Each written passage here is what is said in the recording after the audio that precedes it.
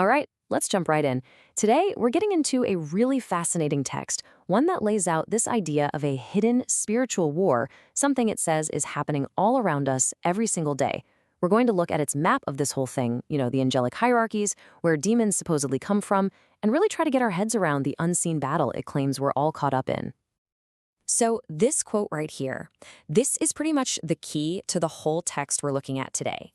The whole argument is that there's this vast army of spiritual beings out there, and their main job, it's interacting with us. This idea of ministering spirits, that's the bedrock. Everything else we're going to talk about is built right on top of it.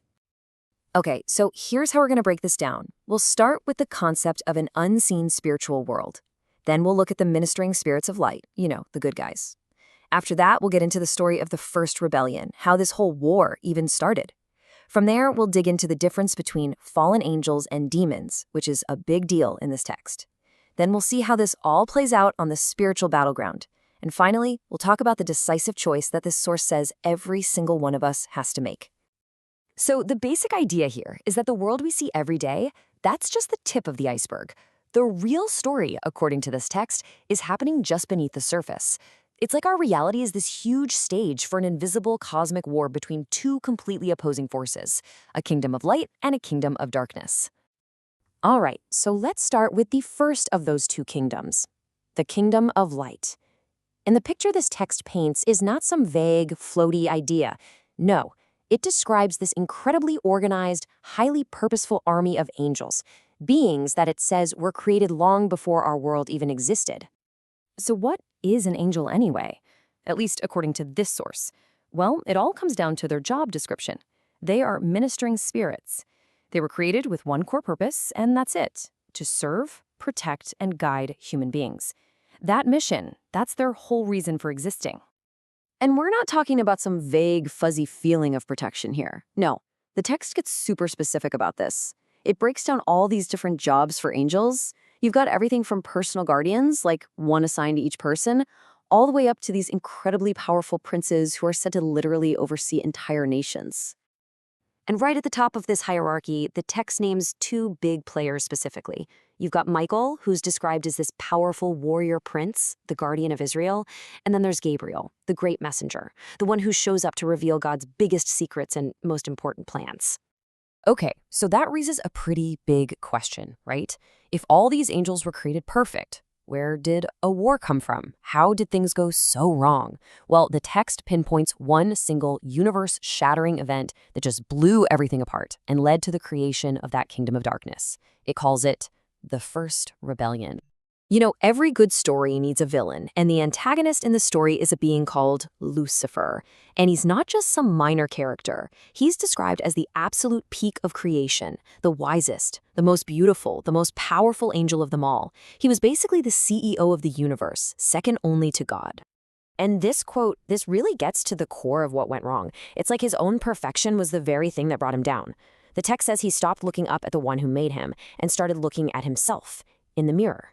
And that pride, that's what corrupted his wisdom and planted that very first seed of rebellion. So his rebellion gets boiled down to these 5 specific I will statements. And you can see, this wasn't some accident or a bad day at the office. No, this was a calculated step-by-step plan to overthrow the government of heaven and basically declare, I'm in charge now. I will be like God. And this is a really crucial point. This act of rebellion wasn't just a misstep. It completely changed who he was. His very nature was transformed. He went from being Lucifer, which means day star or son of the morning, to Satan, which literally means the adversary. So he didn't just stumble, he actively became the opposition and founded this whole rival kingdom based on his own pride. But here's the thing, he didn't go down alone. He was so charismatic, so powerful, that he convinced a full 1/3 of the entire angelic host to join his cause. Think about that. Suddenly, you have a full-blown cosmic civil war. His rebellion instantly created the armies for his new kingdom of darkness, leaving the other 2/3 to remain loyal to the kingdom of light. Okay, so now let's switch gears and look at the armies of this new kingdom of darkness, because this is where our source material makes a really interesting and important distinction. It doesn't just lump all evil spirits together. It says the kingdom of darkness is actually made up of 2 totally different kinds of beings: fallen angels and demons. And first, let's look at the leadership. The way the text describes it, it's like a direct, counterfeit version of the divine, a dark mirror. You've got Satan at the top. He empowers a human ruler, known as the Antichrist, or the beast. And that guy is then propped up by a false prophet, who goes around doing all these fake miracles to deceive people. All right, pay attention here, because this is one of the most unique points in the text. It's adamant that fallen angels and demons are not the same. So the fallen angels, they're those original 1/3 who rebelled with Lucifer. They're celestial beings, and their goal is to rule over territories and nations. But demons, now that's a whole different story. The text describes him as the disembodied spirits of a civilization that lived on Earth before Adam and Eve. They're stuck here, they're earthbound, and their one driving goal is to find and inhabit a physical body, human or animal. So, with all this talk of angels and demons and cosmic wars, where do we, humanity, fit in? Well, according to this source, we're not just watching from the sidelines. We are the battleground. Earth and humanity itself is the central territory where this whole invisible war is being waged. And a huge point the text makes is that this isn't some far-off mythological thing. It's intensely personal. It's immediate. It's happening every single day. The kingdom of light is sending angels to help, to guide, to protect. And at the exact same time, the kingdom of darkness is sending its forces to lie, to tempt, and to cause chaos. So, you might be wondering, how do these dark forces get an edge? How do they get in? The text uses this powerful metaphor of opening a door. It warns that certain human attitudes and actions can basically unlock the door and invite them in. Things like pride, which remember was Lucifer's original downfall, or holding on to bitterness and unforgiveness. These things, it says, essentially hand the enemy a key, giving them a foothold, or what the text literally calls a place in our lives. And this verse right here is presented as the core defensive strategy. The idea couldn't be simpler. Don't give place to the devil. It's saying that our choices matter immensely. With every decision, we're either granting the enemy territory or we are slamming that door shut and locking it. Okay, so this all leads us to the grand finale, the ultimate takeaway from this whole framework. This isn't just some interesting story about angels and demons from long ago.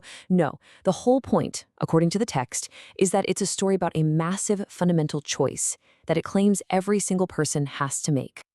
So let's just recap the two sides real quick. You have a world that, according to this view, is split right down the middle. On one side, you've got the kingdom of light. Its core values, service, humility. On the other side, the kingdom of darkness. Its driving forces, pride and self-exaltation. And that brings us to the absolute bottom line of this entire text. And it's this: there is no Switzerland. There's no neutral territory. From this perspective, you're always on the battlefield. Every choice you make, big or small, is an act of allegiance that aligns you with one of these two kingdoms. And so the text leaves us with one final, pretty challenging question.